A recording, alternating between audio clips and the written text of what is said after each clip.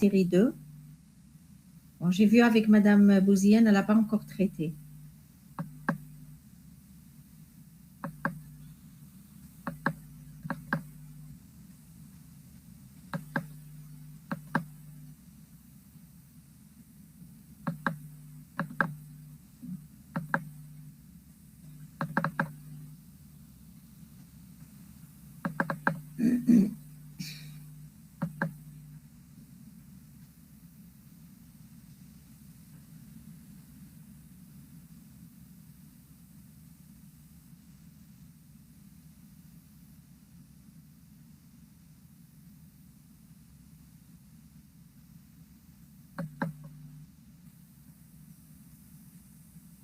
Bon, voilà, donc c'est l'exercice 4 de la série 2.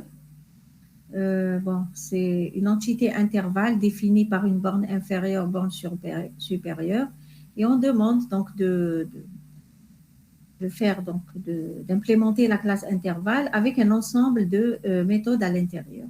Voilà, donc je vous laisse lire le texte. Bon, normalement, il est dans la série 2. Je ne sais pas si vous avez déjà jeté un coup d'œil, mais sinon, vous lisez maintenant l'énoncé de l'exercice.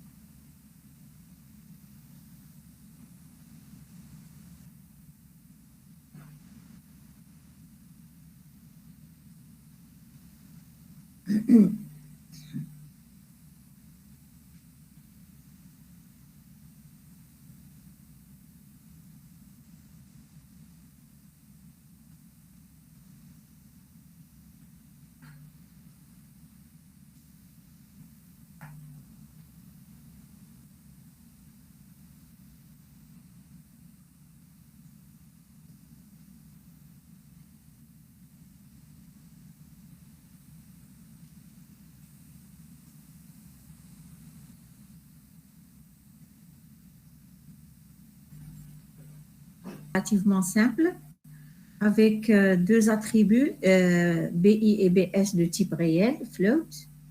On demande donc de mettre dans la classe un constructeur avec paramètres, une méthode affichée qui affiche donc l'intervalle, comme on a l'habitude de voir, avec des crochets, le point milieu d'un intervalle, une méthode qui vérifie si un intervalle se trouve avant un autre, une méthode qui vérifie si deux intervalles sont disjoints, c'est-à-dire qu'il n'y a pas d'intersection entre les deux.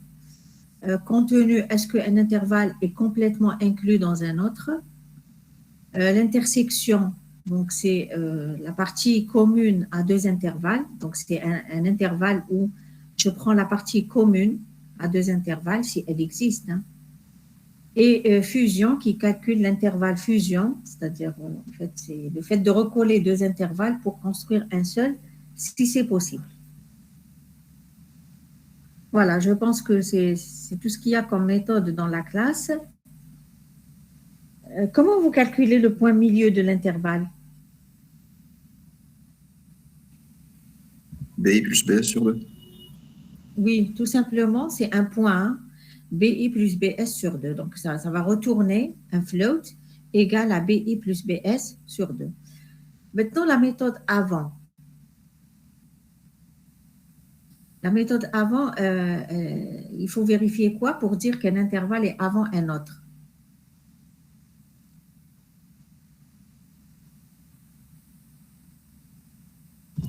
Le BI est à deuxième icône. Le BI est à le premier icône supérieur, inférieur, le BI est à deuxième. Il faudrait que le premier intervalle, celui qui est avant, il faudrait qu'il se ferme, voilà, avant que l'autre ne s'ouvre. Il faudrait que la borne supérieure, comme vous avez dit, la borne supérieure du premier soit inférieure ou égale à la borne inférieure du deuxième. D'accord? Alors, 10 juin, il ne faudrait pas qu'il y ait une intersection.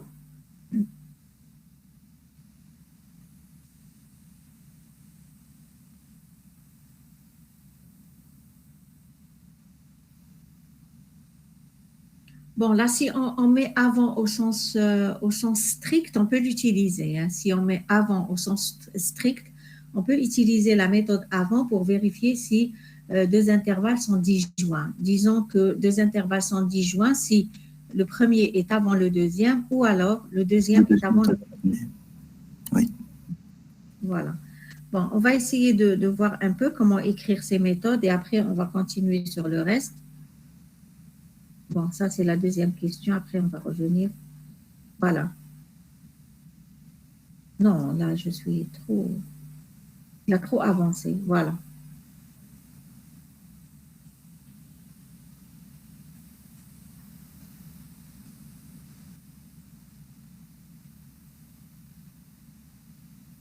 Voilà, donc on a pris ici, pour avant, on a pris donc avant au sens strict. C'est-à-dire, il ne faudrait pas qu'il y ait intersection. La borne BS du premier soit inférieure à la borne BI du deuxième.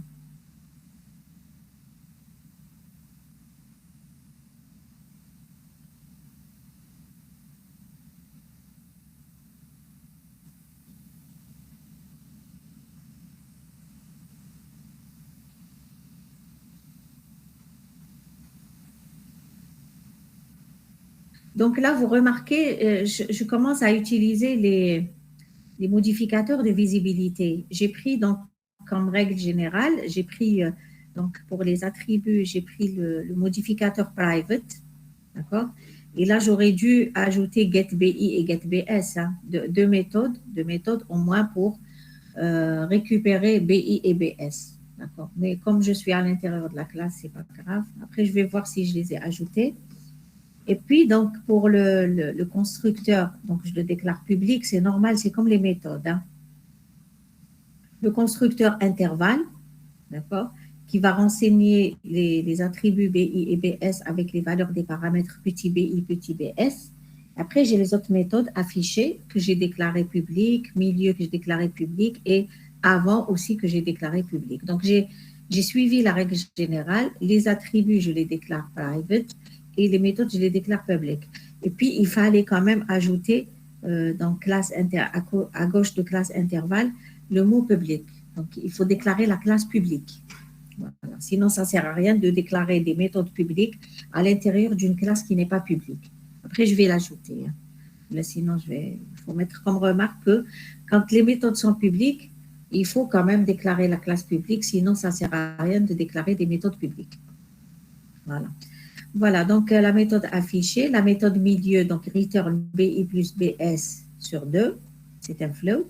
Et puis, en fait, là, pour la méthode avant, c'est une méthode d'instance qui a besoin de deux objets de type intervalle. Donc, comme pour toutes les méthodes d'instance qui manipulent deux objets de la classe, on avait dit qu'il y a un qui passe en paramètre et l'autre, c'est le this. C'est celui avec lequel je vais appeler la méthode. Donc là, je dirais, je veux savoir si le this, ou bien le I1 que je ne vois pas, il est avant le I2. Parce que là, il faut faire attention. C'est une méthode qui n'est pas symétrique. Donc, quand je dis I1 avant I2, ce n'est pas forcément I2 avant I1. Hein, donc, c'est plutôt pas du tout. Donc, if this.bs est inférieur à I2.bi, return true, else return false. Là, j'aurais pu l'écrire return this.bs inférieur à I2.bi. Voilà. Et là, je vous mets des commentaires. Il faut que la borne supérieure de l'intervalle this, donc c'est le I1 pour moi, que je ne vois pas, soit inférieure à la borne inférieure de l'intervalle I2 que je fais passer en paramètre. D'accord? Donc là, il suffit de prendre un axe, de dessiner deux intervalles. Le BS du premier, plus petit que le I2 du deuxième, ça veut dire que le premier est avant le deuxième, tout simplement. Voilà. Maintenant, pour les autres méthodes,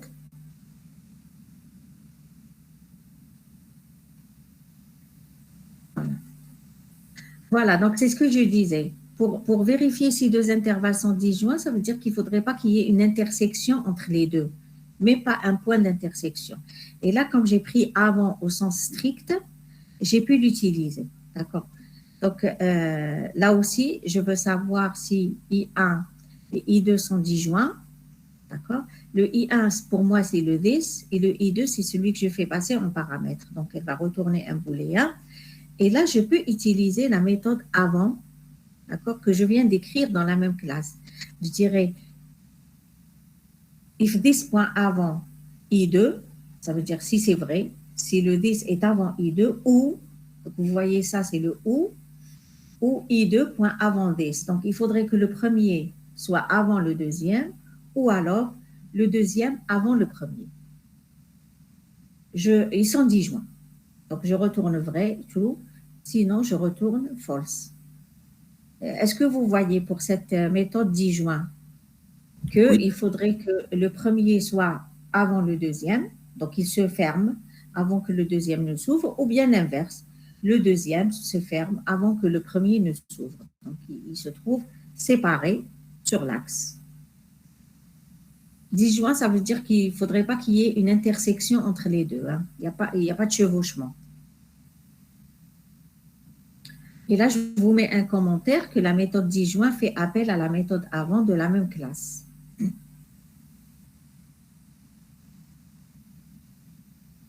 Regardez la méthode contenue. Alors, la méthode contenue, en fait, il faudrait qu'un intervalle soit à l'intérieur, complètement à l'intérieur d'un autre. Bon, ils peuvent être superposables, c'est-à-dire exactement le même. Un intervalle est toujours contenu dans lui-même. D'accord. Donc, ils peuvent être vraiment superposés, c'est-à-dire le BI du premier, c'est le BI du deuxième, et le BS du premier, c'est le BS du deuxième. Là, c'est le même intervalle. Maintenant, je peux avoir une contenance au sens strict, c'est-à-dire que là, je voudrais savoir que I2, là aussi, ce n'est pas une méthode, faire attention, ce n'est pas une méthode symétrique. D'accord. Il faut que je pose d'abord ma logique. Qu'est-ce que je veux retourner? D'accord, je veux retourner le fait que I2 soit contenu dans I1 ou pas. C'est-à-dire I2, est-ce qu'il est contenu dans le this ou il n'est pas contenu? Parce que si je fais l'inverse, il faut tout inverser. Si je veux savoir est-ce que le this est contenu dans I2, il faut inverser la logique. Hein. Donc là, moi, pour ma logique, je veux savoir est-ce que le I2 est contenu dans l'intervalle I1 qui est représenté par le this. On n'aurait pas pu la rendre symétrique, mais on met les deux conditions. Pardon? On n'aurait pas pu mettre les deux conditions, tu mets les deux possibilités. Tu mets L de BI contenu dans... Enfin, L2 contenu dans L. Non, il ne faut pas. Là, il faut fixer une logique. Est-ce que je veux savoir si le deuxième intervalle est contenu dans le premier ou le premier est contenu dans le deuxième? OK. Maintenant, après, pour l'utilisation de la méthode, ça dépend. Si je veux savoir si I2 est contenu dans I1, je dirais if I1.contenu I2. Si je veux l'inverse, je dirais if I2.contenu I1. C'est au moment de l'appel que vous allez inverser les intervalles. Mais sinon, non. Ici, à l'intérieur, non. D'accord. Là, il faut se fixer une logique.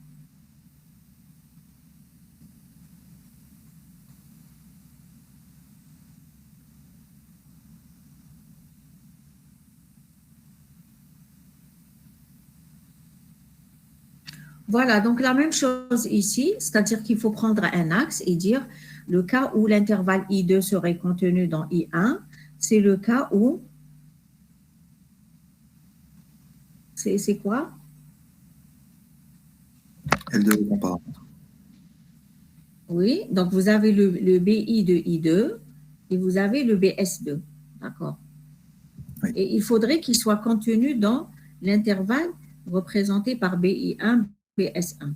Il faudrait quoi? Il faudrait que le BI de I2 soit supérieur ou égal au BI du premier et il faudrait que le BS de I2 soit inférieur ou égal au BS du premier.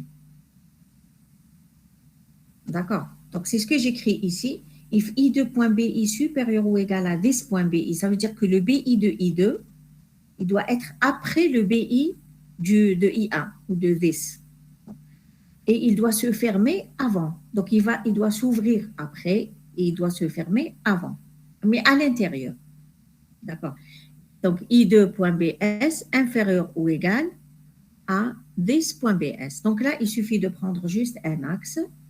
Vous dessinez le BI avec BI1, BS1, et à l'intérieur, vous dessinez un intervalle qui serait contenu à l'intérieur, donc BI2 et BS2. Il faudrait que BI2 soit supérieur à BI1 ou égal, et il faudrait que BS2 soit inférieur ou égal à BS1. Là, vous allez avoir votre intervalle I2 complètement à l'intérieur de votre intervalle I1, qui est le 10.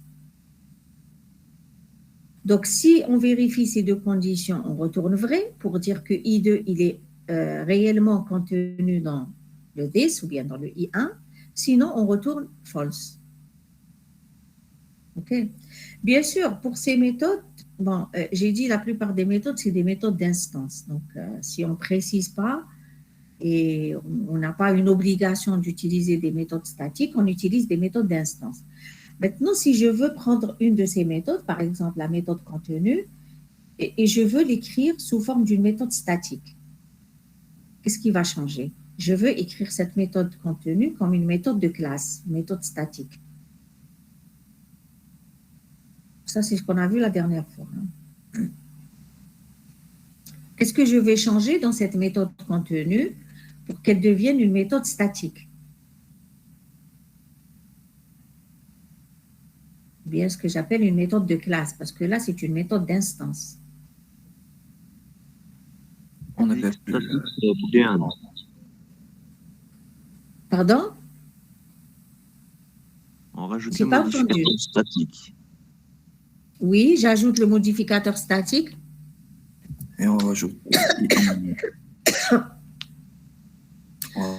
Donc, je mettrai paramètres. public statique booléenne contenu. Oui, oui. Qu'est-ce que je mets en parenthèse? Non.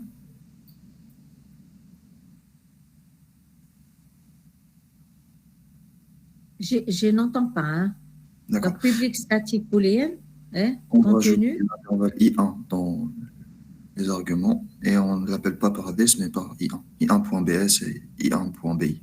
Voilà, donc là, il faudrait, voilà, très bien. Parce que là, donc, quand j'écris une méthode statique n'a pas le droit de faire référence à un objet avec le this. D'accord, c'est impossible. Ou bien appeler une méthode qui n'est pas statique. C'est pas possible. D'accord. Donc là, ce que je ferai ici, je vais mettre, comme je n'ai pas le this, je vais avoir deux paramètres, intervalle I1 et intervalle I2, les deux. Après, là où il y a le this, c'est le I1. Donc, je vais mettre if I2.bi supérieur ou égal à I1.bi et I2.bs est inférieur ou égal à I1.bs. Donc, je n'ai pas le droit d'utiliser le this avec une méthode statique et du coup, je ferai passer les deux objets intervalles I1 et I2 en paramètres et là où il y a le this, je vais remplacer par I1. Voilà. Et quand je vais appeler la méthode d'instance, que j'ai écrite ici, avec un seul paramètre, quand je veux appeler la méthode d'instance, j'écrirai if i1.contenu i2, entre parenthèses. D'accord? Donc, il y a une instance qui passe à gauche du nom de la méthode, c'est le i1. Et c'est ce qui va remplacer le this. Maintenant, quand je veux appeler la méthode contenu qui est statique, comment je l'appelle? La méthode contenue que je viens donc en fait de dicter, la méthode statique. Comment on l'appelle? Avec deux paramètres. Oui, bon, contenu I1, I2, oui, les deux paramètres et le plus important, On l'appelle directement sans rien mettre avant. ah non, vous n'appelez pas directement. On met la Vous classe. n'appelez pas directement. Oui, vous appelez avec le nom de la classe. Bon, vous pouvez l'appeler directement si vous êtes à l'intérieur de la classe. Maintenant, si vous sortez de la classe, vous l'appelez précédé du nom de la classe. Donc, intervalle, if intervalle, point, contenu I1, I2. Voilà, je fais telle chose, je dirais que I est inclus dans I1.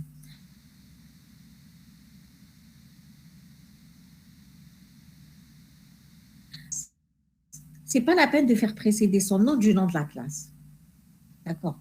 Mais quand vous sortez de la classe et vous voulez l'appeler dans une classe programme, par exemple, dans un main, mais dans une... Là, vous écrivez if intervalle, point, contenu, I1, I2. Donc, une méthode de classe, il faut la faire précéder du nom de la classe et pas d'un nom d'instance et pas d'une référence d'objet. OK? Donc, ça, c'était juste une parenthèse pour rappel. Bon, la suite, je pense qu'on demande la méthode d'intersection. D'accord. Pour la suite, on demande l'intersection entre deux intervalles.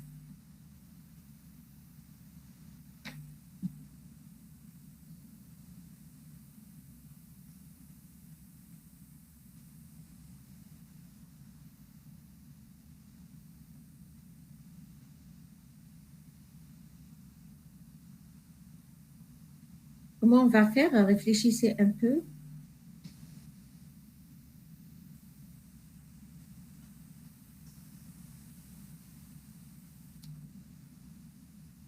Pour calculer l'intersection entre deux intervalles, c'est-à-dire la partie commune ou bien la partie où les deux intervalles se chevauchent. Et là, on va récupérer un intervalle. Hein. L'intersection de deux intervalles, c'est un intervalle. Bon, il y a le cas particulier, par exemple, si c'est un seul point. Si c'est un seul point, ça va être toujours un intervalle, mais c'est borne inférieure égale à la borne supérieure. Lorsque la borne inférieure est égale à la borne supérieure, c'est un seul point. Donc, par exemple, je dirais l'intervalle 1,1, c'est le point 1, mais c'est un intervalle.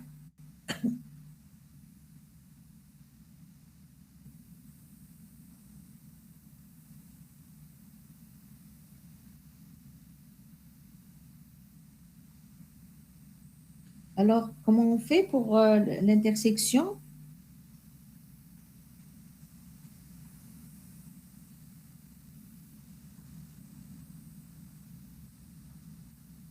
Bon, vous réfléchissez un peu.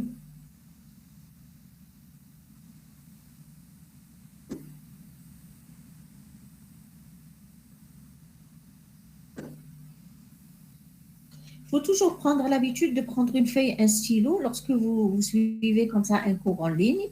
Prenez une feuille et un stylo, comme ça, lorsque je pose une question, vous pouvez au moins noter la question ou noter votre petite réflexion sur la feuille. Là. Oui. On va enlever les cas spéciaux d'abord. Les cas spéciaux, lesquels? Si par exemple les deux intervalles sont disjoints, il n'y a pas d'intersection. Oui, oui. S'il y a un intervalle qui est contenu à l'intérieur de l'autre, on va prendre celui qui est à l'intérieur de l'autre comme intersection. Oui, oui. Alors, si c'est disjoint, bon, je reviens à votre premier cas particulier. Si les deux intervalles sont disjoints, je vais retourner quoi? Nul. Nul, voilà, nul, N-U-L-L. Il faut retourner une référence d'objet. D'accord? Sinon, je pourrais, par exemple, retourner un intervalle qui n'a pas vraiment de sens. D'accord? Je pourrais retourner un intervalle qui n'a pas vraiment de sens, par exemple. Return, en fait, un intervalle avec une borne inférieure. Par exemple, une borne inférieure égale 1 et une borne supérieure égale moins 1. L'intervalle 1 moins 1 est un intervalle erroné. Hein. C'est juste pour dire que je n'ai pas trouvé d'intersection, je n'ai pas de résultat pour... D'accord. Sinon, je pourrais retourner, quand vous dites, nul. D'accord. Je retourne une référence d'objet nul pour dire qu'il n'y a pas d'intersection. Sinon, je peux retourner un intervalle insensé, disons, avec borne inférieure égale à 1 et borne supérieure égale moins 1. Ça c'est faux. Hein. C'est pas un intervalle qui est correct. La borne inférieure est toujours plus petite que la borne supérieure. Voilà. Donc, mis à part les cas particuliers. Là, votre camarade me dit 610 joints, on retourne nul. Si l'un est contenu dans l'autre, on retourne l'intervalle qui est à l'intérieur, donc le petit. Et sinon, il n'y a pas 10 joints et ce n'est pas contenu. Il y a une intersection. Donc, qu'est-ce qu'on va retourner? Comment la calculer, l'intersection?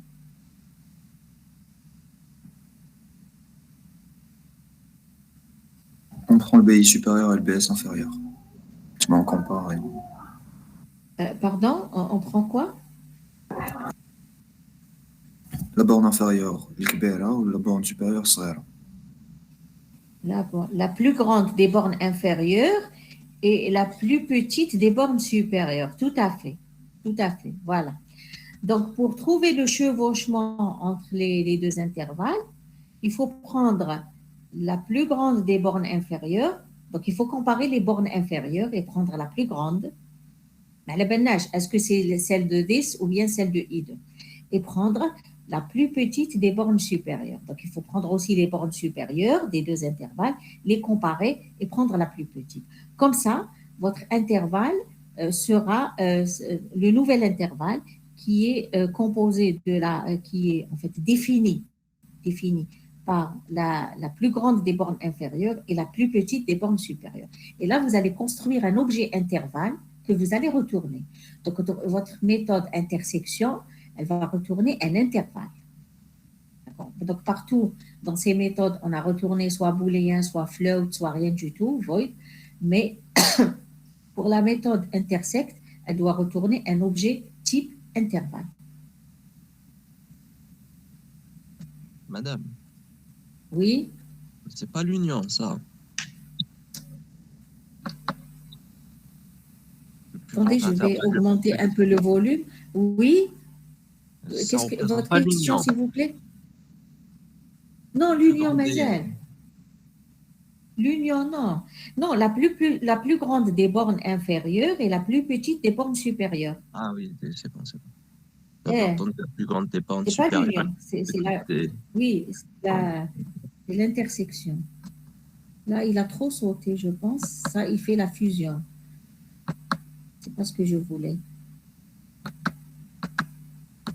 Voilà, je voulais cette.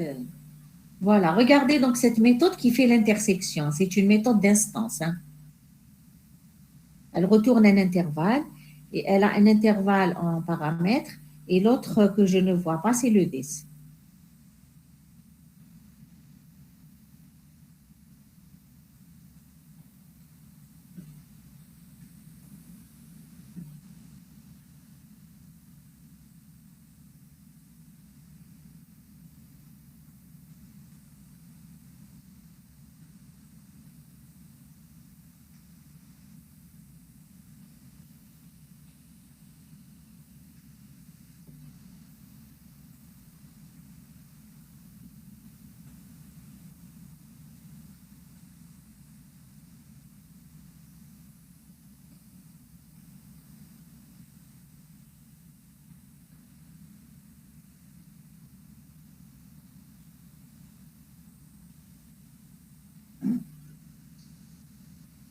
Voilà, donc là, le cas particulier, là, c'est if this, point disjoint de I2, return nul. D'accord. Sinon, j'aurais pu faire return new intervalle moins 1, non, 1, moins 1. Là aussi, c'est faux. Après, quand la fonction me retourne quelque chose, je vérifie si elle m'a retourné l'intervalle 1 moins 1, je dirais qu'il n'y a pas d'intersection. Maintenant, avec le nul, si elle retourne nul, je dirais qu'il n'y a pas d'intersection. Alors, contenu, votre camarade tout à l'heure, il m'avait dit, je prends aussi le cas particulier de contenu, mais moi, je vous dis, le cas particulier de contenu, vous allez le retrouver dans ce else. Hein. Donc, si un intervalle est contenu dans l'autre, avec ces calculs, vous allez prendre l'intervalle qui est contenu dans l'autre. Hein. Donc, même si vous le prenez comme cas particulier, il est déjà inclus ici. Voilà, donc ici, je disais, on va prendre la plus grande des bornes inférieures. Donc, if this.bi supérieur à i2.bi, mon petit bi, c'est-à-dire avec lequel je vais construire mon nouvel intervalle, c'est this.bi. Sinon, c'est le i2.bi. Donc, je prends la plus grande des bi. Et après, je continue. Pour les bs, je vais prendre la plus petite des bs. If this.bs inférieur ou égal à i2.bs, petit bs égale this.bs. Sinon, c'est le i2.bs. Donc, finalement, avec ce 10, je vais prendre la plus petite des bornes supérieures entre le 10 et le i2. Après, je construis mon intervalle, return, new intervalle, bi, bs. Voilà. J'aurai construit mon intervalle intersection et je le retourne comme résultat de ma méthode intersect. Regardez aussi les commentaires à droite.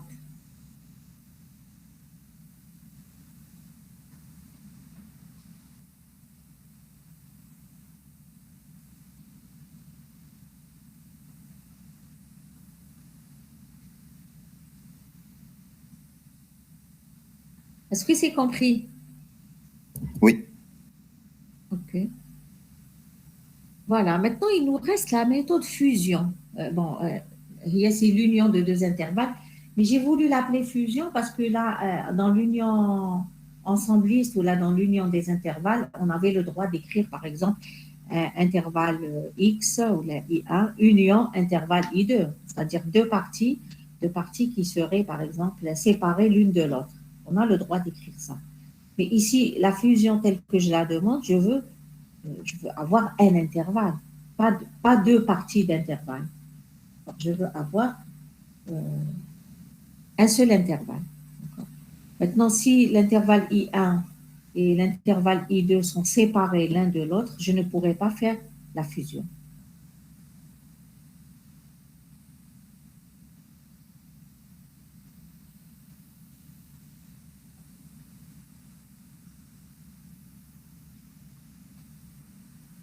Alors, la fusion telle que je viens d'expliquer, je pourrais la faire dans quel cas?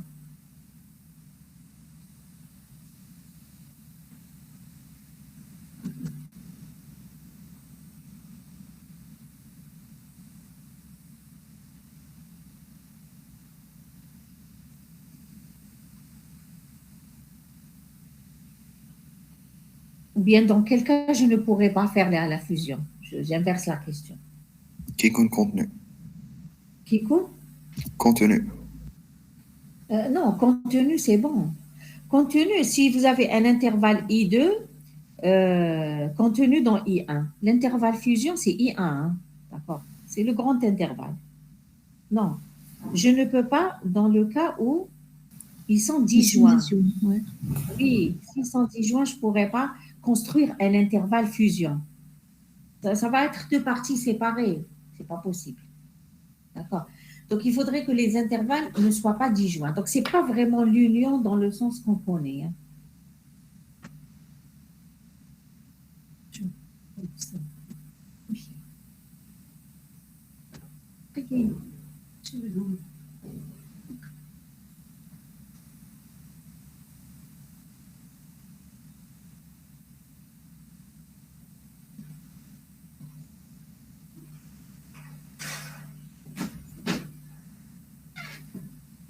Donc, finalement, comment on va calculer la fusion? Supposons qu'on a il faudrait qu'il y ait une intersection entre les deux. Il ne faudrait pas qu'ils soient disjoints. Donc, si des points disjoints I2 comme ici, s'ils sont disjoints, je ne peux pas. Return nul. Ça va être la même chose. Sinon, comment je vais calculer le BI et le BS de l'intervalle fusion? Le BI, c'est le plus petit ou le BS, le plus grand? Voilà. Donc, on va inverser plutôt. On va plutôt inverser. Là, on a pris la plus grande des bornes inférieures et la plus petite des bornes supérieures. Dans la fusion, on va prendre l'inverse. Bon, on va prendre la plus petite des bornes inférieures et la plus grande des bornes supérieures. Et là, on a l'intervalle complet. Donc, même s'il y a chevauchement, une partie qui chevauche entre les deux intervalles, on va prendre donc en fait, un grand intervalle qui commence à la plus petite des bornes inférieures et la plus grande des bornes supérieures.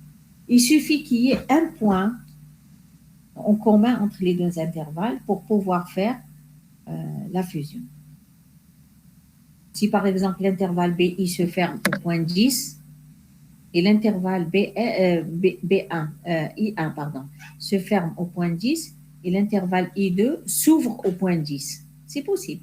Vous allez avoir donc le grand intervalle, plus petite borne inférieure et plus grande borne supérieure.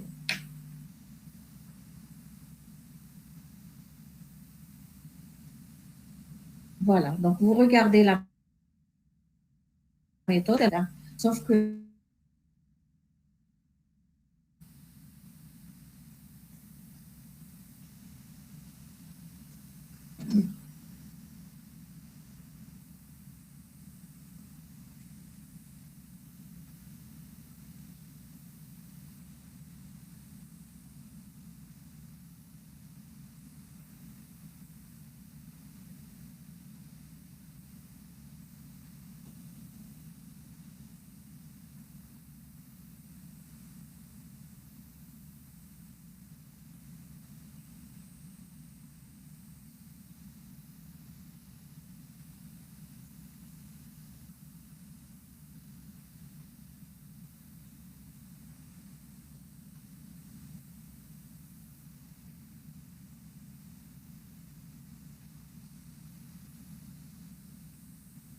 Voilà, donc ici, if this point disjoint de I de return nul, sinon, je compare les BI et je prends à chaque fois la plus petite. Donc, le petit BI, c'est la plus petite borne F, le petit BS, c'est la plus grande borne sub.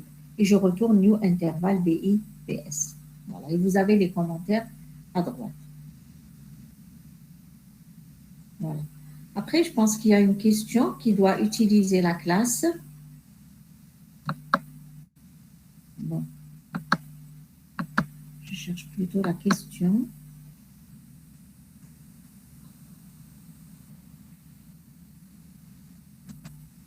Voilà. Donc, regardez la question qui va utiliser la classe intervalle.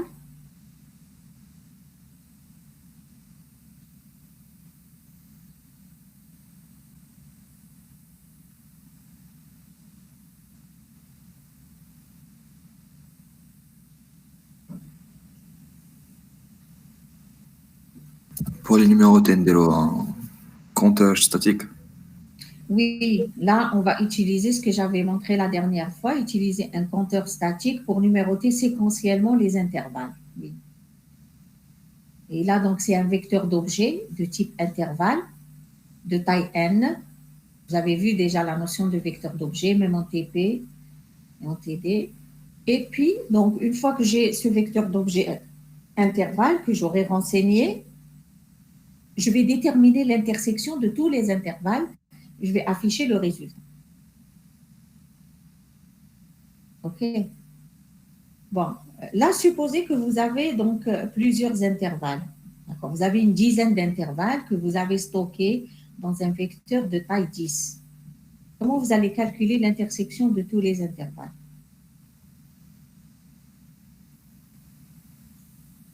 Des 10 intervalles. Boucle imbriquée. Deux boucles I plus 1.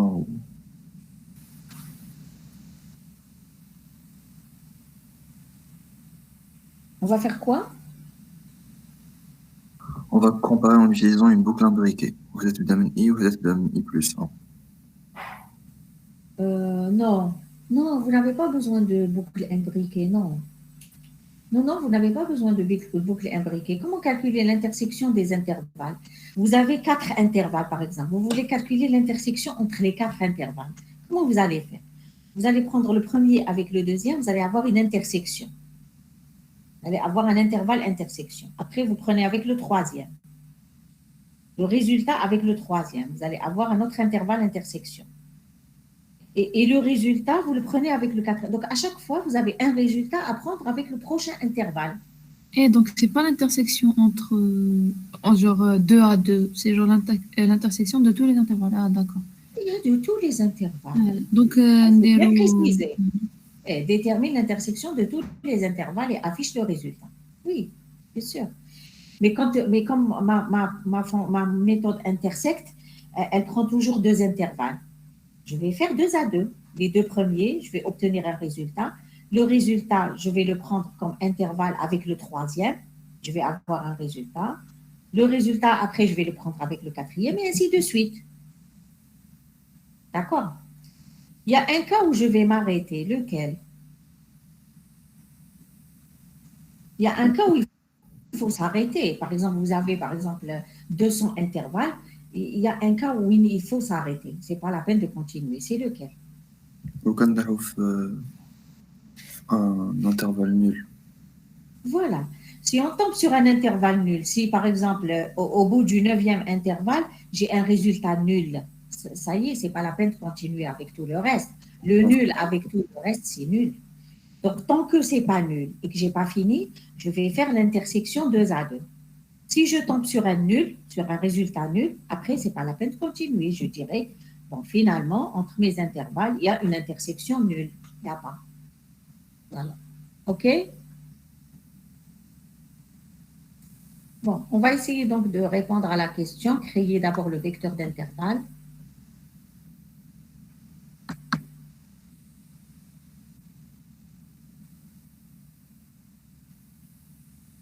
Oh, j'ai trop sauté.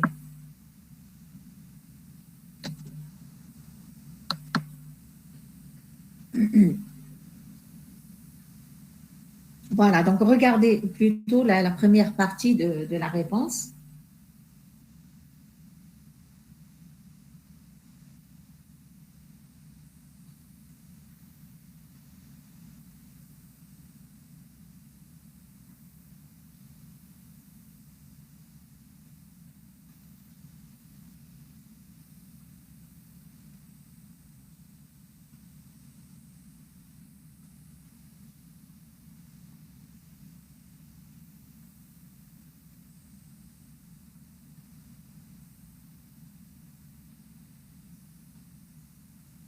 Vous lisez aussi les commentaires. Donc, normalement, tout est expliqué, hein.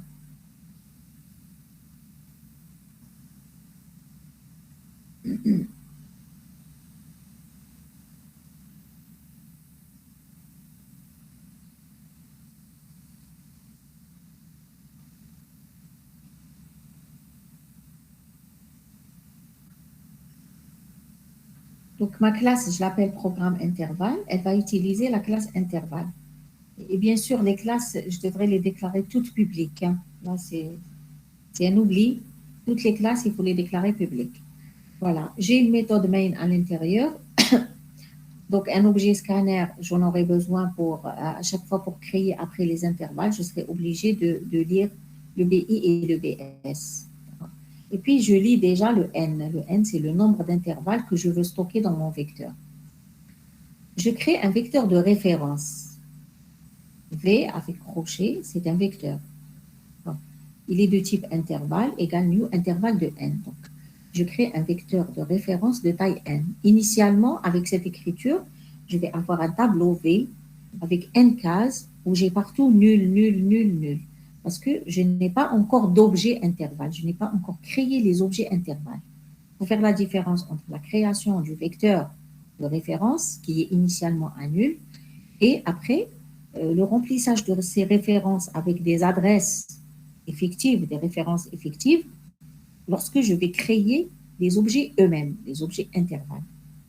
Donc, création des objets intervalles pour i allant de 1 jusqu'à n, ou bien je pourrais dire for i égale à 0, i inférieur à v.length, si vous vous rappelez de l'attribut length, sans parenthèse, hein, pour les vecteurs. Alors, donner les bornes de l'intervalle. Donc, pour chaque intervalle, je vais demander de donner les bornes de l'intervalle. Je vais lire avec le next, la méthode nextFloat de la classe scanner, l'objet E du type scanner. Je vais lire le BI, je vais lire le BS de chaque intervalle. Par exemple, là, c'est l'utilisateur qui choisit ses intervalles. Il va introduire moins 5, 6. Ensuite, il va introduire moins 10, 2. Et ensuite, voilà. À chaque fois qu'il introduit les bornes BI, BS, je vais créer un intervalle. V de I égale new intervalle BI, BS. Là, donc, dans V2.0, je vais avoir un intervalle. Dans V2.1, je vais avoir un autre intervalle. V2.2, je vais avoir un troisième intervalle. Et V2N-1, je vais avoir le dernier intervalle avec des BI et des BS qui sont choisis par l'utilisateur. C'est clair pour cette partie? C'est clair? Allô? Oui, madame.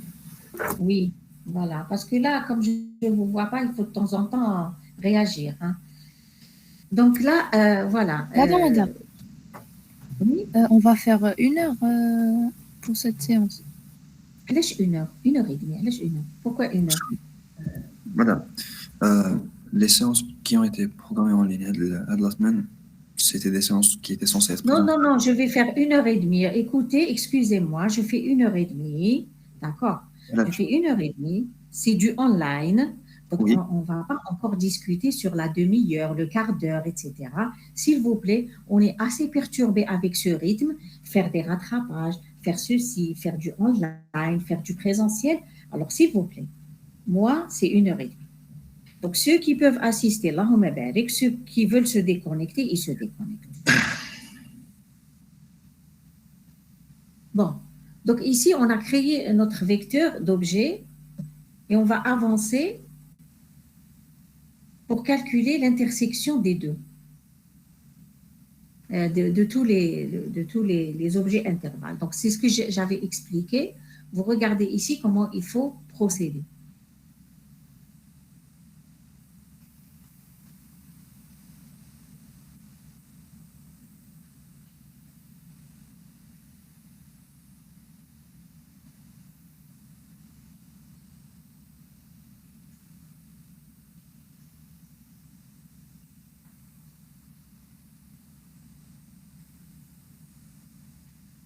Voilà, donc je prends une référence R que je vais utiliser comme variable de travail. Initialement, donc je vais mettre R égale V de 0. Alors, ensuite, je vais parcourir mon vecteur. Mon vecteur à partir de 1, parce que j'ai déjà pris le V de 0. Le premier intervalle, je l'ai pris dans R. Donc, il est référencé par R. Pour I allant de 1 jusqu'à N-1, et R différent de nul. Donc, mon résultat, le R, pour moi, c'est le résultat de l'intersection, mais initialement, dans ce résultat d'intersection, je vais mettre V de 0. C'est mon premier intervalle. R égale R point intersect de V de I. Donc là, j'appelle la méthode intersect de ma classe intervalle qui va prendre à chaque fois un V de I. Donc, elle va prendre le V de 1. Initialement, il y avait le V de 0 dans R. Donc, elle va faire l'intersection V de 0 avec V de 1. Elle va obtenir un résultat. Ce résultat R, elle va la prochaine fois, elle va faire l'intersection avec V de 2. D'accord. Et la prochaine fois, donc, elle va faire l'intersection avec V de 3, etc. Et chaque fois, le résultat, il est mis dans R. Mais j'ajoute la condition R différente de nul. Parce que si j'arrive à un résultat nul, ce n'est pas la peine de continuer. Dès que l'intersection donne un résultat nul, on arrête le calcul. Maintenant, si ça ne donne pas un résultat nul, ça veut dire qu'à la fin, on va obtenir un résultat R avec une borne inférieure et une borne supérieure. Il y a intersection entre tous les intervalles du tableau. Donc, si R est différent de nul, quand je sors de cette boucle, l'intervalle résultat, c'est R point affiché. Donc, c'est la méthode affichée de la classe intervalle. Elle va m'afficher le BI, le BS entre crochets. Sinon, je dirais l'intersection est vide. Voilà. Fin du programme et fin de la classe intervalle et fin de l'exercice. C'est compris? Est-ce qu'il y a des questions? C'est compris, madame. Ok. Voilà, donc essayez de reprendre comme ça les exercices. Mais normalement, quand je vous donne la série, il faut essayer de traiter le maximum d'exercices, surtout quand vous avez la série pendant 2 semaines ou 3 semaines. Essayez de traiter les exercices, comme ça, lorsque vous venez en séance de cours l'aide de TD, vous n'êtes pas perdu par rapport aux idées des exercices. Après, je vais vous envoyer dans cette diapo. Ok. Bon, je vais arrêter ce partage. Donc, on a terminé avec l'exo 4. J'avais fait l'exo 2 de la série 3. Ça, donc, c'est dans le même fichier. Je vais vous envoyer les deux. Ça, on a traité la dernière fois.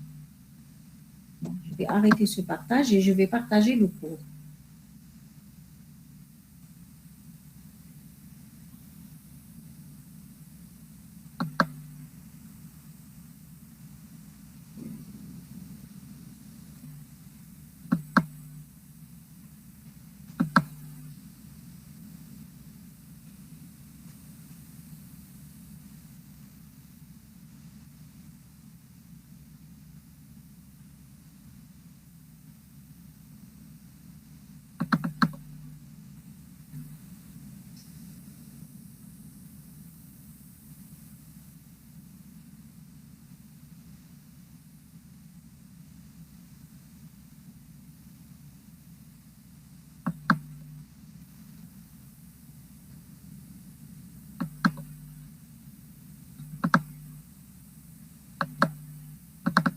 Si vous avez des questions, en attendant, vous pouvez les poser. Hein.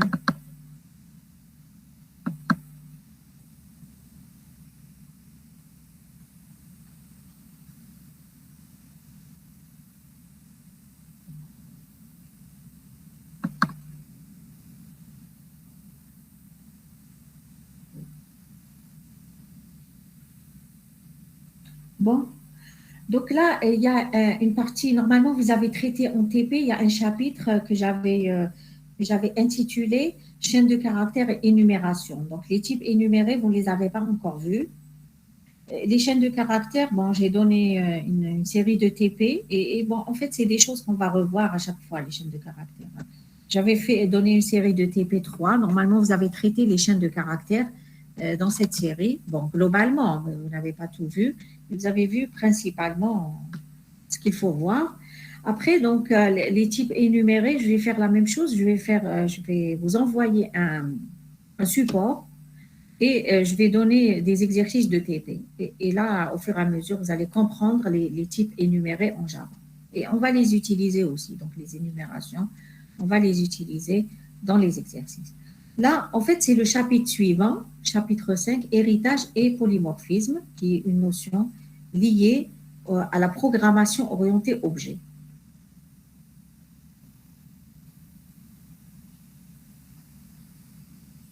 Voilà, donc on vous dit que l'héritage, c'est un des principes fondamentaux de l'approche orientée objet, que ce soit en conception ou bien en programmation. Lorsqu'on fait une conception, on a des classes qui sont conçues par héritage d'autres classes, et même en programmation, ce qu'on va voir ici.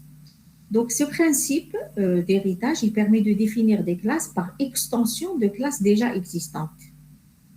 Et du coup, donc, il permet la réutilisation de code qui est déjà écrit.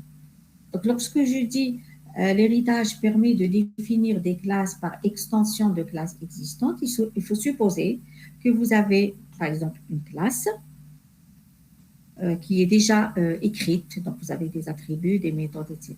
Elle est compilée, vous l'avez déjà utilisée, par exemple, dans des applications. Et après, vous voulez créer une autre classe. Et bien, après, vous remarquez que cette autre classe que vous voulez nouvellement créer, elle n'est pas très différente de la classe qui existe déjà et qu'il y a un lien, ce qu'on appelle le lien d'héritage entre ces classes.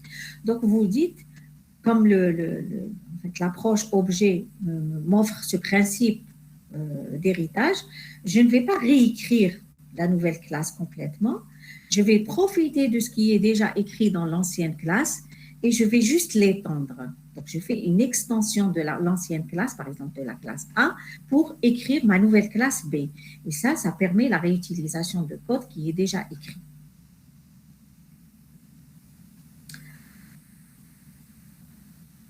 Donc, l'héritage exprime le fait qu'une classe B est étendue à partir de la classe A. Il exprime le fait qu'une classe B est dérivée à partir d'une classe A, etc. Bon, schématiquement, lorsqu'on veut faire un schéma conceptuel, on définit comme ça l'héritage, on le schématise de cette manière avec une flèche ou bien un petit triangle qui va vers le haut, vers la classe initiale. Et B, c'est la classe dérivée. Donc, schématiquement, si vous regardez ici le schéma à gauche, donc vous avez une classe A avec les attributs de la classe A, les méthodes de la classe A. Vous avez une classe B avec ses propres attributs, ses propres méthodes. D'accord. Là, la flèche vers le haut, elle me dit que la classe B est étendue à partir de la classe A, ou bien c'est une classe qui est dérivée à partir de la classe A. On utilise aussi une autre terminologie pour dire que la classe B est une classe phi par rapport à A. La classe A, c'est la classe mère. On parle aussi de superclasse et de sous-classe. Bon, la superclasse, c'est la classe initiale, c'est la classe mère. Et la sous-classe, c'est la classe dérivée. Et c'est la classe phi, c'est la classe B dans notre cas. Voilà. Donc, schématiquement, et puis ça, c'est une question de terminologie, on peut parler de superclasse et sous-classe. On peut parler de classe mère et classe phi. On peut parler de classe de base et classe dérivée. On peut parler de classe de base et classe étendue. Voilà, donc ça, c'est une terminologie qu'il faut connaître.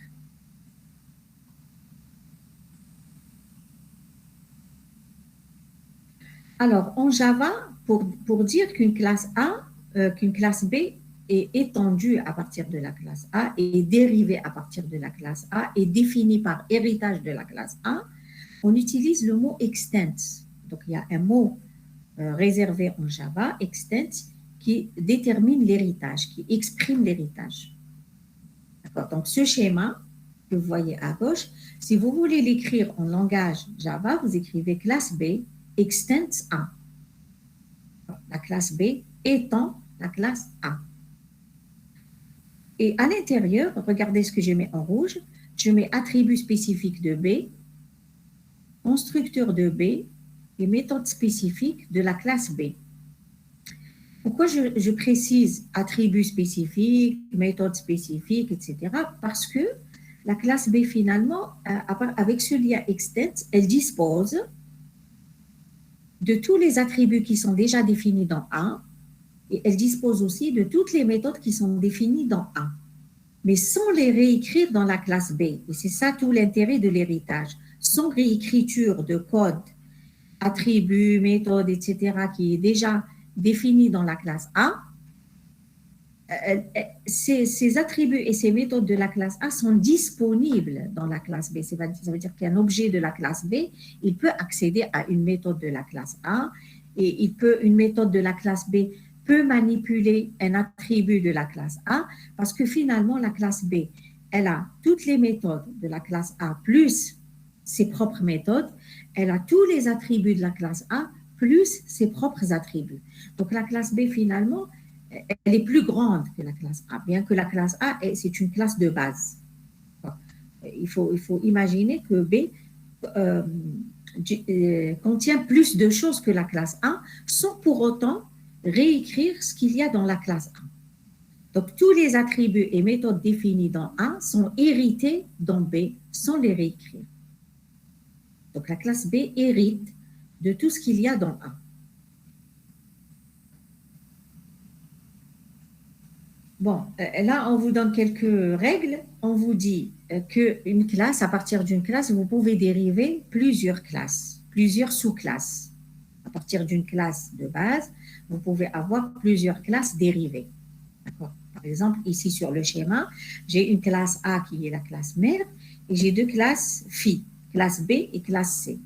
Bien, j'ai une super classe qui est A et j'ai deux sous-classes qui sont classe B et classe C. D'accord? Dans le premier schéma. Donc, on vous dit à droite, une classe ou bien une super classe peut dériver plusieurs classes qui sont des sous-classes de la super classe.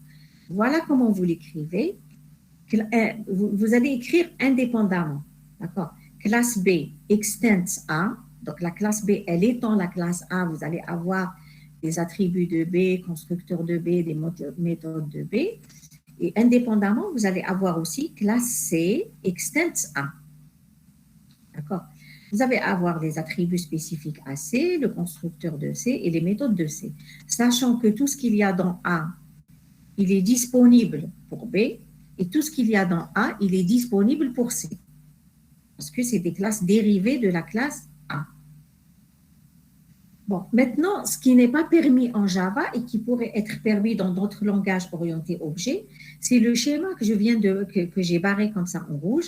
C'est le fait d'essayer de dériver une classe à partir de plusieurs classes, de 2 ou plus. Regardez le schéma que je mets en bas. Classe A et classe B, elles sont indépendantes. D'accord? B, ce n'est pas la sous-classe de A. Hein. Donc, j'ai deux classes indépendantes, classe A et classe B. Et je veux créer une classe C par héritage en même temps de la classe A et de la classe B. Ça veut dire que je veux avoir tout ce qui est dans A et tout ce qui est dans B, je veux les avoir dans C. Ça, ce n'est pas possible en Java. D'accord? Et c'est ce qu'on appelle l'héritage multiple. L'héritage multiple, c'est le fait d'essayer de dériver une classe à partir de plusieurs superclasses. Le schéma que vous voyez en dessous, que j'ai barré en rouge. Donc, l'héritage multiple n'est pas permis en Java. Une classe ne peut pas être dérivée de deux classes directement. Bien sûr, directement, parce que je peux avoir l'héritage multiniveau. Bon, je pense que j'ai mis un schéma après. Voilà. Donc, ce qu'il faut savoir, c'est que vous ne pouvez pas, par exemple, écrire classe C extends A virgule B. Bon. Elle ne peut pas étendre A et B. Vous pouvez écrire classe B extends A, classe C extends A. Ça, c'est le fait d'avoir plusieurs sous-classes à partir d'une même superclasse. Ça dit que c'est permis. Ce n'est pas un héritage multiple. L'héritage multiple, c'est d'essayer d'avoir une sous-classe à partir de plusieurs superclasses. Ça, ce n'est pas défini en Java. Ce qui est possible d'avoir, c'est ce schéma. On peut avoir un héritage multiniveau. Une classe B qui dérive de A, et donc tout ce qu'il y a dans A, je le retrouve dans B avec des choses spécifiques à B.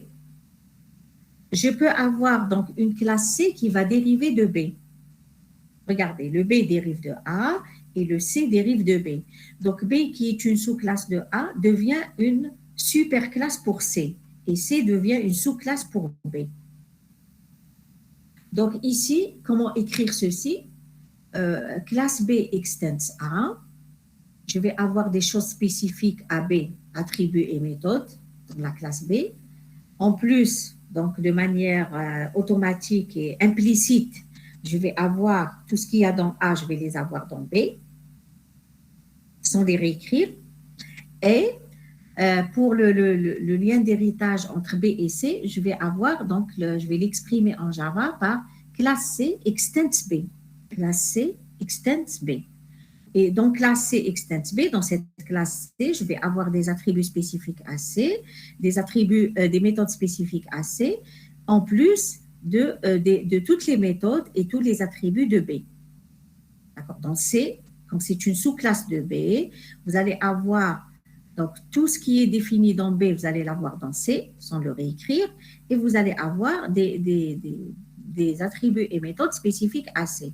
Mais puisque B dispose déjà de tout ce qui est défini dans A, donc par transitivité et indirectement, le C va aussi disposer de tout ce qui est défini dans A. Parce que ce qui est défini dans A, il descend dans B. Tout ce qui est défini dans B, il descend dans C. Voilà. Donc, C va disposer de tout ce qu'il y a dans B et de tout ce qu'il y a dans A. Donc, c'est l'héritage multiniveau, mais tout ce qu'il y a dans A, pas directement, à travers B. Voilà. La classe C hérite de tous les attributs et méthodes de A et de B. C'est clair, les trois schémas. Donc, je peux avoir, si je reviens un peu en arrière, je peux avoir une même superclasse qui dérive plusieurs sous-classes. Je ne peux pas avoir une sous-classe qui dérive de plusieurs superclasses, notamment en Java, dans d'autres langages, c'est permis. Et je peux avoir, comme ça, un héritage multiniveau, une classe B qui dérive de A, une classe C qui dérive de B. Et du coup, dans C, je vais avoir tout ce qu'il y a dans A et tout ce qu'il y a dans B.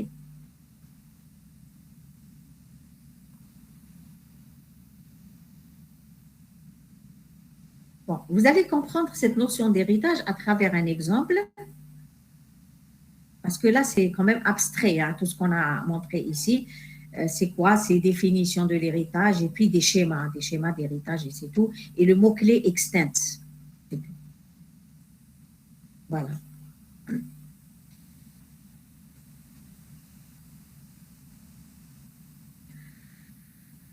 Alors, comment, parce qu'on ne va pas quand même définir comme ça des liens d'héritage entre des classes de manière aléatoire. Ce n'est pas possible.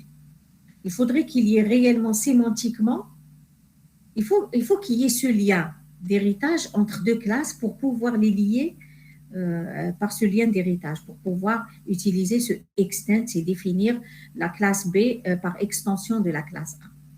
Alors, comment savoir si mon lien d'héritage est correct? Je vais poser la question suivante. Est-ce qu'un objet de la classe B est un objet de la classe A? C'est la relation is-E. Est-ce que un objet de la classe B, c'est-à-dire un objet de la sous-classe, que je veux définir comme sous-classe, un objet de la classe que je veux définir comme sous-classe, est un objet de la superclasse? Je me pose cette question. Si je réponds par oui, sémantiquement, ça veut dire que mon lien d'héritage, il est correct. Si je réponds par non, ça veut dire que je suis en train de faire n'importe quoi. Mon lien d'héritage n'est pas correct. D'accord? Alors, exemple de lien d'héritage, un employé est une personne. C'est normal. Je vais me dire, est-ce qu'un employé est une personne? Je vais répondre par oui. Et donc là, cela suppose que si j'ai une classe A, qui est la classe personne, classe A, qui est la classe personne. Bon, dans classe personne, qu'est-ce que je vais avoir? Je vais avoir un nom, un prénom, une date de naissance, une adresse et quelques méthodes comme ça, changer adresse, afficher et ainsi de suite. OK? Donc, je suppose que j'ai une classe personne, c'est ma classe A.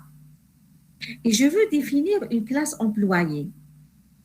Bien sûr, employé, il va avoir un nom, un prénom, une date de naissance, une adresse. C'est exactement comme la classe personne. Mais il va avoir des choses en plus par rapport à la classe personne. Il va avoir une fonction, une structure de rattachement, une ancienneté, nombre d'années d'ancienneté, etc. D'accord, le grade, l'entreprise, je ne sais pas. OK. Donc, employé, il va avoir plus de choses que personne. Mais tout ce que je trouve dans personne, je vais le retrouver dans employé. Et puis, en essayant d'exprimer le lien d'héritage entre les deux entités, est-ce qu'un employé est une personne? Je vais répondre par oui. Et donc, je me dis, j'ai des choses qui sont déjà définies dans la classe personne. Autant définir la classe employé comme étant un extense de la classe personne. C'est-à-dire, je vais définir un lien d'héritage entre employé et personne. Donc, employé, c'est la sous-classe, c'est la classe B, et personne, c'est la superclasse, c'est la classe A. Et dans employé, je vais avoir des choses en plus. Bien sûr, tout ce qu'il y a dans personne, je ne vais pas les répéter. Le nom, le prénom, la date de naissance et toutes les méthodes qu'il y a dans personne, je ne vais pas les reprendre dans employé, mais elles sont héritées, elles sont accessibles par cette classe employé. Parce que j'ai le lien extens. Voilà. Donc, je continue sur mes exemples. Un ouvrage est un document. Je vais répondre à cette question. Est-ce qu'un ouvrage est un document? Oui, un ouvrage est un document. Et du coup, vous voyez donc sur le schéma à gauche, j'ai mis classe ouvrage, extens document. D'accord? J'ai des attributs de la classe document, des méthodes de la classe document, et j'ai des attributs spécifiques à la classe ouvrage et des méthodes spécifiques à la classe ouvrage. D'accord? Bon, ça, c'est des exemples vraiment, exemples type banal. Voilà, c'est juste pour expliquer le lien d'héritage. Hein. Bon, après, je vais descendre dans mes exemples. J'ai une entité cercle. D'accord? On a déjà vu cette classe cercle qui est définie par un point, un centre de type point, et un rayon R de type double. Un rayon de type double. D'accord? Vous vous rappelez de la classe cercle. Après, donc dans cette classe cercle, on avait mis des méthodes, déplacer, zoomer, redimensionner, afficher, et ainsi de suite. OK, on avait cette classe cercle où il fera des attributs, un constructeur, des méthodes, etc. Après, dans une application, je me rends compte que j'ai besoin de manipuler un cercle coloré. D'accord, j'ai besoin de manipuler un cercle coloré.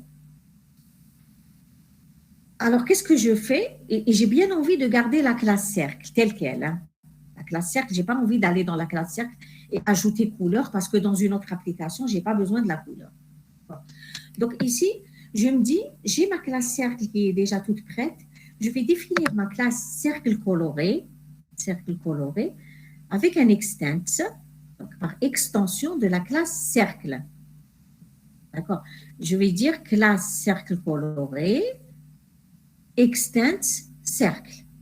Et je vais ajouter ce qu'il y a lieu d'ajouter dans cercle coloré par rapport à cercle.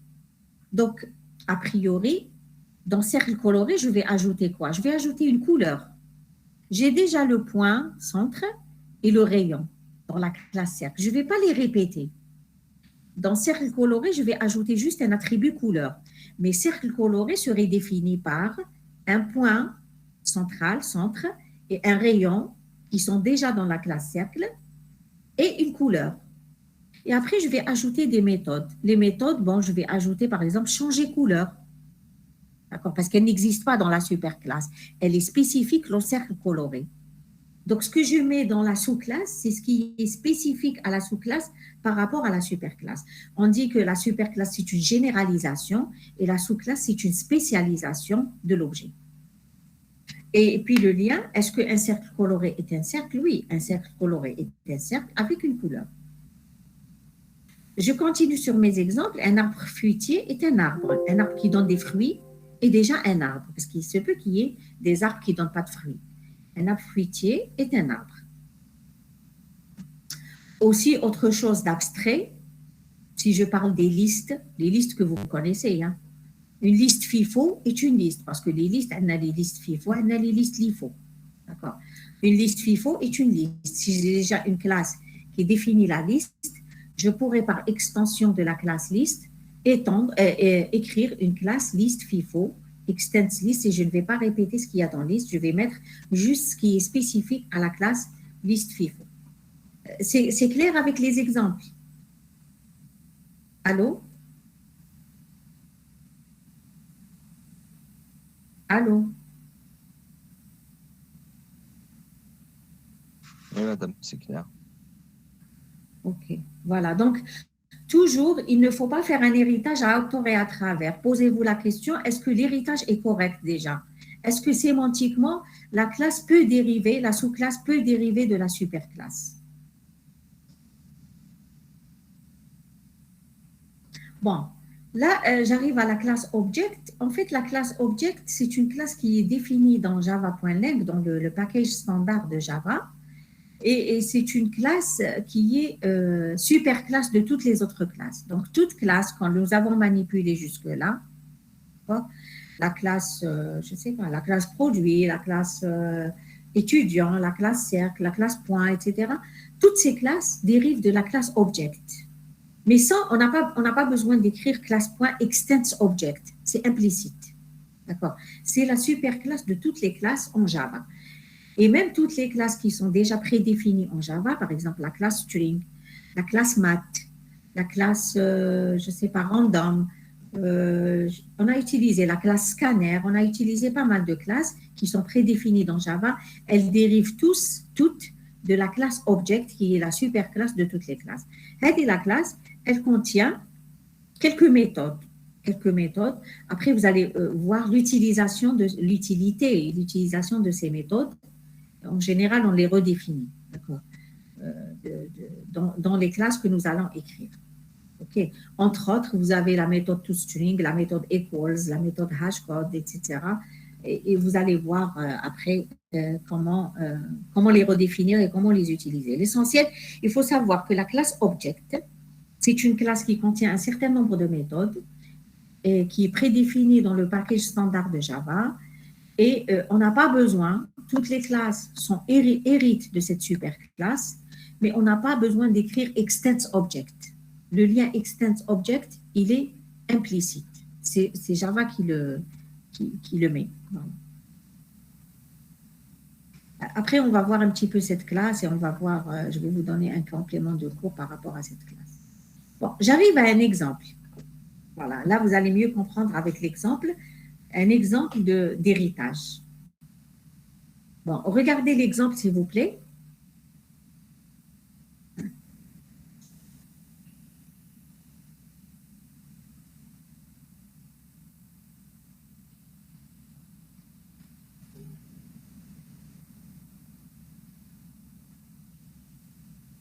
Là, vous avez deux classes. Hein.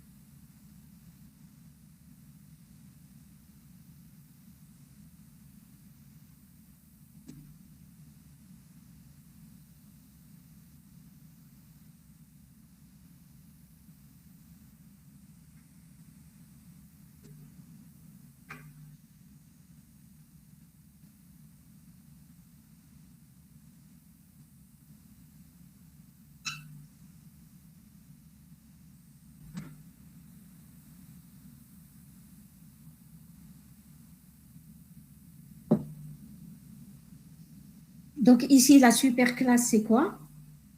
Quelle est la superclasse ici?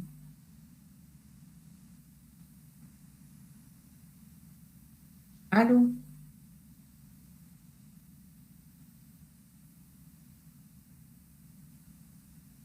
C'est produit. La superclasse.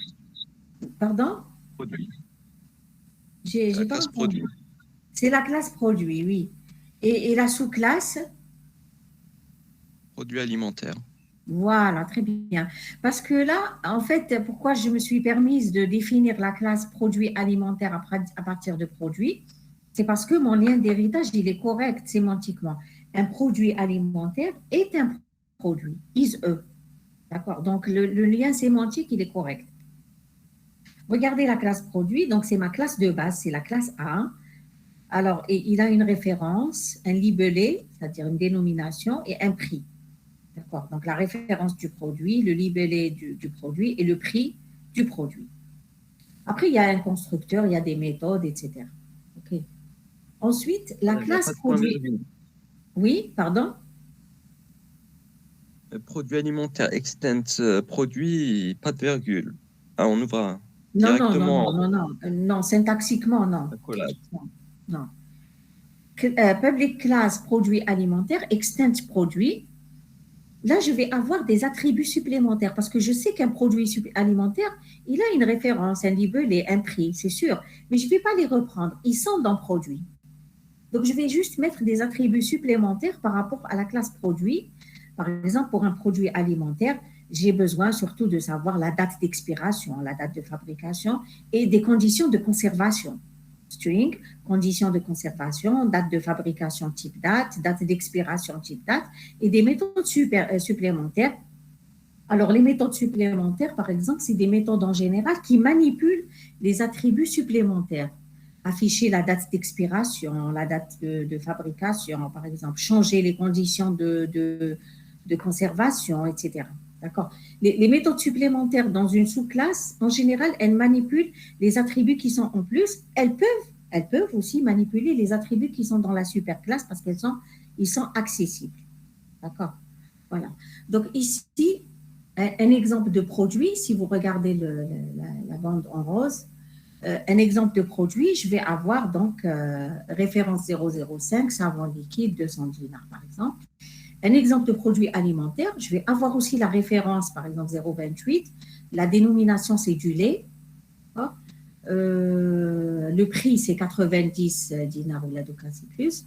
Et donc là, la date de fabrication 3-2-2017, la date d'expiration 3-3-2017 et les conditions de conservation dans un endroit sec, frais à 10 degrés Celsius ou la maximum. OK, voilà. Vous voyez la différence, c'est que produit alimentaire, il va comporter tous les attributs, ceux de produit et ce que je viens d'ajouter dans produit alimentaire. Voilà, là, ça donne un exemple. Hein. Voilà, là, c'est des commentaires. Un objet de la classe produit possède 3 attributs, la référence libellée et coût, le prix. Un objet de la classe produit alimentaire possède 6 attributs, la référence, le libellé, le prix, la date de fabrication, péremption et conditions. Tout objet de la classe produit alimentaire peut accéder à toutes les méthodes définies dans la classe produit. Ça, c'est ce qu'on avait expliqué au début. Un autre exemple, entre arbre et arbre fruitier. Voilà. Là, j'ai pris un autre exemple. Un arbre fruitier est un arbre. Et donc, j'ai défini un lien extens entre arbre fruitier et arbre.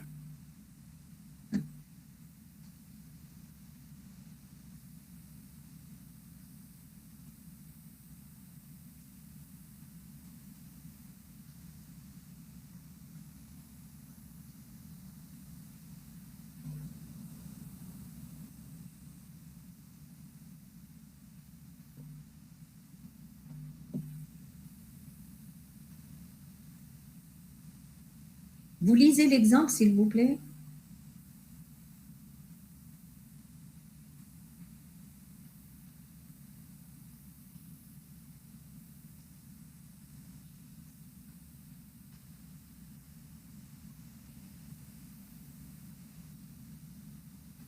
Donc, chaque arbre, il possède un nom, une espèce, une zone dans laquelle on peut le cultiver et des conditions de vie, c'est-à-dire dans la chaleur.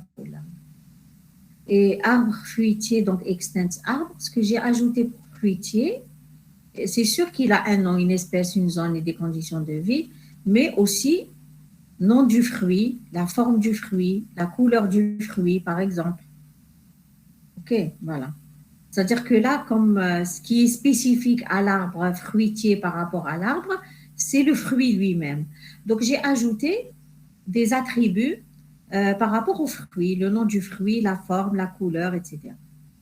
Et regardez ce que j'ai mis par un exemple de méthode en haut, dans la classe arbre, ce que j'ai mis comme méthode, getNom par exemple. getNom, si j'avais déclaré les trucs privés, je n'ai pas tout mis ici comme modificateur de visibilité. Si, là, j'ai getNom, return nom, d'accord, le nom, parce que je l'ai dans la superclasse. Maintenant, le getForm, la forme du fruit, par exemple, get form, return forme fruit, je peux pas le mettre dans la superclasse parce que l'attribut forme du fruit, elle est dans la sous-classe. Il est dans la sous-classe. Bon, donc, get form, forcément, je suis obligée de l'écrire comme méthode spécifique à la sous-classe parce que l'attribut forme fruit n'existe pas dans la superclasse. Donc, la superclasse ne voit pas ce qui est défini dans la sous-classe. Mais la sous-classe, elle voit ce qui est défini dans la superclasse. Voilà, ça, il faut bien comprendre. D'accord. Et puis, par exemple, pour un objet de la classe arbre fruitier, un objet AF de la classe arbre fruitier, je pourrais mettre AF.getNom. C'est possible parce que getNom peut être utilisé par la sous-classe. Mais pour un objet A de type arbre, je ne peux pas écrire A.getForm parce que getForm n'est pas dans la classe arbre. Il ne peut pas être visible par la classe arbre. Donc, l'inverse n'est pas vrai. La sous-classe peut utiliser ce qu'il y a dans la superclasse, mais la superclasse ne peut pas utiliser ce qui est spécifique à la sous-classe.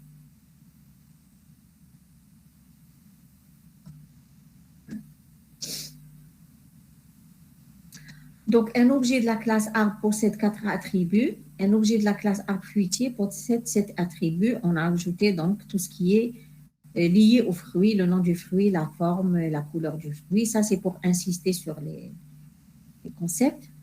Tout objet de la classe arbre fruitier peut accéder à toutes les méthodes définies dans la classe arbre, c'est ce que je disais. Après, on a défini une méthode spécifique à la classe arbre fruitier, donc getForm, return forme du fruit, mais qui n'est pas accessible par un objet A de la classe arbre.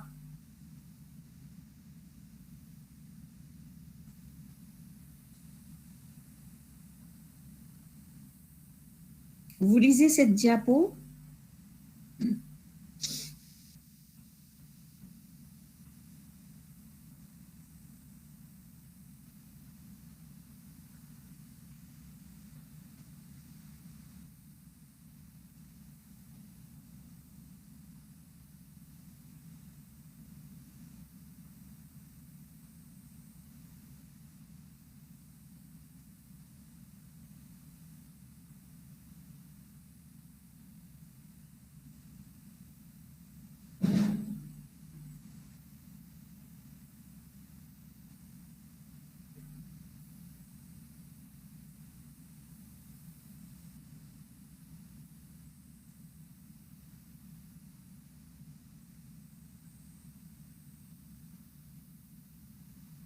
Voilà, donc une méthode définie dans la sous-classe peut faire référence aux attributs définis dans la superclasse. C'est-à-dire, vous écrivez une méthode dans la sous-classe, elle peut utiliser les attributs de la superclasse en utilisant le mot super, super, point, le nom de l'attribut. Bon, parfois, on n'est même pas obligé d'utiliser super point le nom de l'attribut. Même si vous l'utilisez, c'est pas grave, mais c'est correct. Mais si vous l'utilisez pas, il est implicite. Hein, le mot super point, le nom de l'attribut. Bon, pour faire une programmation propre, il vaut mieux l'utiliser. De même, une méthode d'une sous-classe peut appeler une méthode de la superclasse. C'est ce qu'on disait. Donc, la sous-classe, elle peut accéder à tout ce qu'il y a dans la superclasse. Et si une méthode de la sous-classe veut appeler une méthode de la superclasse, elle appelle avec super, point, le nom de la méthode qui se trouve dans la superclasse. Au lieu du this, par exemple, vous avez vu la dernière fois, on avait dit une méthode qui est dans la même classe peut appeler une autre méthode de sa classe avec le mot this, bien sûr, une méthode d'instance. This point, le nom de la méthode. On l'a vu tout à l'heure, this point avant, this point disjoint, c'était un appel de méthode, d'accord, dans la même classe. Maintenant, si une méthode de la sous-classe veut appeler une méthode de la superclasse, c'est permis, mais elle ne va pas utiliser this. Elle va utiliser super, point, le nom de la méthode, parce que la méthode, elle est définie dans la superclasse. Donc, une sous-classe, s'il y a une méthode dans une sous-classe, si elle veut appeler une méthode de la sous-classe, elle utilise this point, le nom de la méthode. Si elle veut appeler une méthode de la superclasse, elle utilise super point, le nom de la méthode. Voilà. Donc, une méthode définie dans la superclasse ne peut pas utiliser. En tout cas, c'est le contraire. Quand vous avez une superclasse, Une superclasse ne peut pas utiliser ce qui est défini dans la sous-classe. Et c'est ce que j'étais en train d'expliquer tout à l'heure. Une méthode définie dans la superclasse ne peut pas utiliser les attributs définis dans la sous-classe. Par exemple, une méthode de la classe arbre ne peut pas utiliser l'attribut forme du fruit parce qu'il est défini dans la sous-classe. C'est impossible. De même, une méthode de la superclasse ne peut pas appeler une méthode de la sous-classe. Donc, ce qui est dans la sous-classe n'est pas visible par la superclasse. C'est comme ça qu'il faut le voir.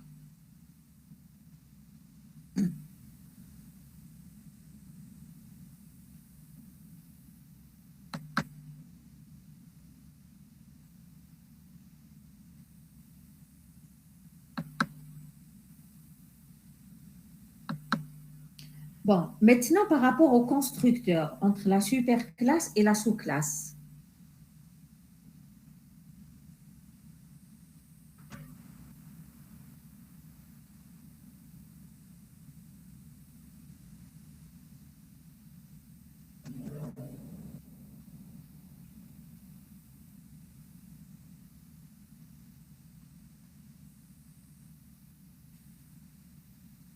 Lisez en fait les règles d'appel de constructeur entre sous-classe et superclasse. Ça, c'est ce qu'on appelle le chaînage des constructeurs. C'est finalement l'appel de constructeur de la superclasse dans le constructeur de la sous-classe.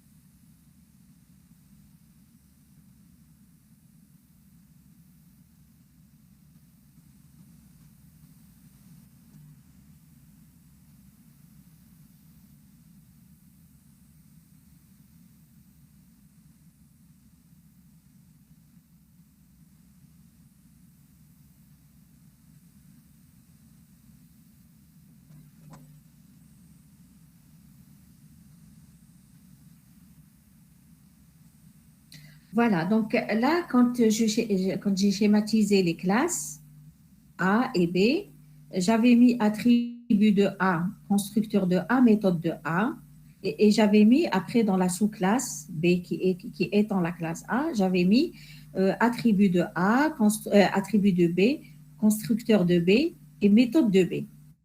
Et bien là, je vais m'arrêter sur le constructeur de B, de la sous-classe. Il faut toujours penser, lorsque vous écrivez un constructeur dans une sous-classe, il faut toujours penser à faire appel au constructeur de la superclasse. D'accord? Il faut toujours ajouter un appel au constructeur de la superclasse. Quand vous mettez classe B extends A et vous mettez le constructeur B, alors en première ligne de ce constructeur B, et c'est important, en première ligne du constructeur, il faut appeler le constructeur de la superclasse. Super. Maintenant, si vous avez un constructeur dans la classe A avec paramètres, vous mettez super et vous mettez vos paramètres. Si vous avez un constructeur sans paramètres dans la classe A, ou pas du tout de constructeur, vous mettez super sans paramètres. Parce que s'il n'y a pas du tout de constructeur, ça veut dire que Java fournit le constructeur par défaut sans paramètres. Donc, pensez toujours à mettre un appel de constructeur dans la sous-classe, un appel de constructeur à la superclasse en première ligne du constructeur de la sous-classe. Comment vous l'appelez? Vous l'appelez tout simplement avec super et vous mettez vos paramètres. S'il y a des paramètres, sinon vous mettez des parenthèses vides. D'accord? Si maintenant, vous ne mettez pas, vous écrivez le constructeur de votre classe P qui est sous classe de A. Et vous ne mettez pas super, vous ne faites pas un appel explicite. Le compilateur, il va ajouter super, d'accord? Il va l'ajouter implicitement, mais il va l'ajouter avec des parenthèses vides. Maintenant, une erreur sera générée si vous n'avez pas un constructeur par défaut, un constructeur sans parenthèse dans la superclasse. Si vous n'avez pas un constructeur sans paramètres dans la superclasse, vous allez avoir une erreur. Donc, pour ne pas avoir ce genre d'erreur, pensez toujours à ajouter le mot super l'appel super au constructeur de la superclasse en première ligne du constructeur de votre sous-classe. C'est tout. Après, donc, on vous dit un constructeur, bien sûr, peut appeler un autre constructeur de sa propre classe. On avait vu la surcharge de constructeurs. Un constructeur peut appeler un autre constructeur de la même classe. L'essentiel, il va l'appeler avec this, et il va mettre des paramètres s'il veut appeler le constructeur de la même classe. C'est en plus, c'est indépendamment de l'héritage. Hein. Donc, un constructeur, si on veut appeler le constructeur de la superclasse, on met super et avec les paramètres qu'il faut en première ligne du constructeur. Si on ne met pas, le compilateur, il va ajouter super sans paramètre, mais si je n'ai pas de constructeur sans paramètre la superclasse, j'aurai une erreur.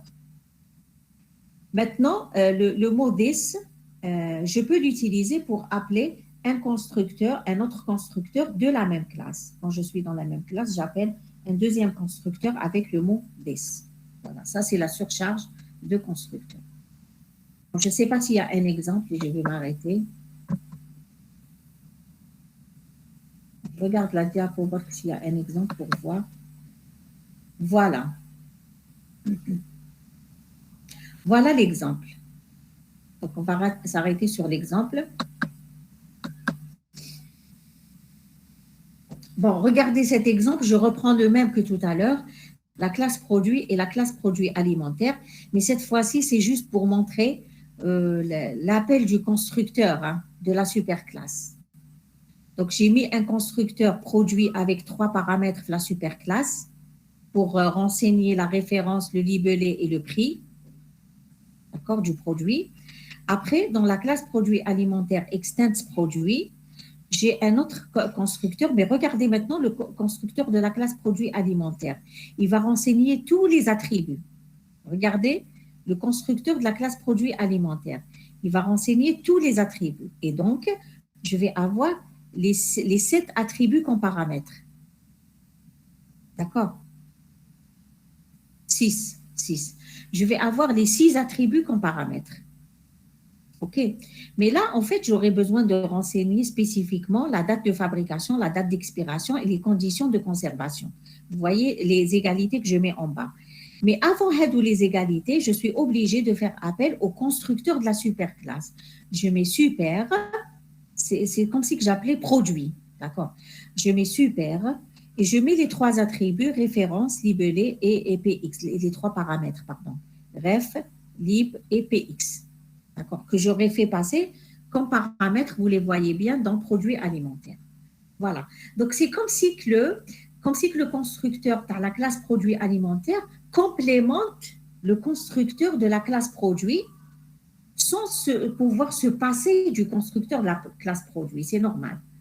Donc, il appelle le constructeur de la classe produit en première ligne avec les 3 paramètres et après, il complète avec les égalités spécifiques à la date de fabrication, la date d'expiration et les conditions de conservation.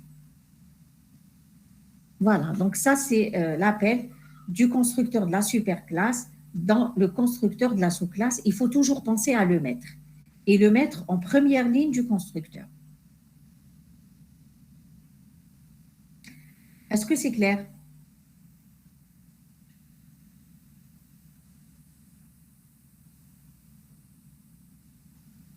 Vous avez compris? C'est clair, voilà. Donc, je préfère m'arrêter ici. Je vais quand même vous envoyer le cours. Vous allez avoir bon, la suite, mais je ne vais pas donner tout le cours. C'est la première partie du cours. Et bon, brièvement, après, Inch'Allah, à la prochaine séance, je vais essayer de reprendre brièvement parce que là, c'est des notions que j'ai expliquées et pour pouvoir enchaîner avec la suite. Voilà. D'accord, merci. Ok, je vous remercie. Et bon, donc bonne continuation et bonne semaine de vacances. Merci. Je vais essayer de vous envoyer un travail quand même, hein, que vous allez commencer à travailler un peu. Bon, ça ne sera pas forcément pour les vacances, mais vous allez commencer à réfléchir. Je vais vous donner du temps pour après les vacances aussi. Hein, donc, ça ne sera pas forcément pour la semaine. Vous allez essayer de vous reposer un petit peu cette semaine. Voilà. Ok, allez, donc bon courage et bonnes vacances.